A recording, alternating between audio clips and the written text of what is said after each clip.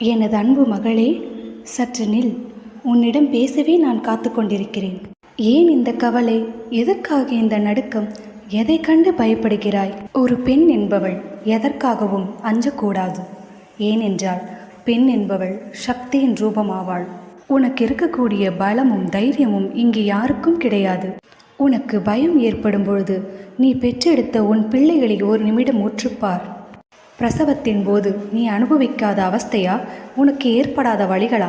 இதையெல்லாம் சர்வசாதாரணமாக கடந்த உனக்கு வாழ்க்கையில் ஏற்படுகின்ற சிறு கஷ்டங்களை பார்த்து எதற்காக இந்த பயம்? ஒவ்வொரு பெண்ணும் உயிரோடு இருக்கும் பொழுதே தன் பிரசவத்தின் பொழுது மறுஜென்மம் எடுக்கிறாள். இதைவிட பெரிய வெளி வேதனை உனக்கு எதுவும் இருக்காது. உன்னை போல் பலசாலியும் இல்லை, உன்னை போல் தைரியசாலியும் இல்லை. ஆகவே எதற்காகவும் எங்கும் எந்த இடத்திலும் நீ அஞ்ச வேண்டாம். உன் தாய் வாராகி தாயும் நானும்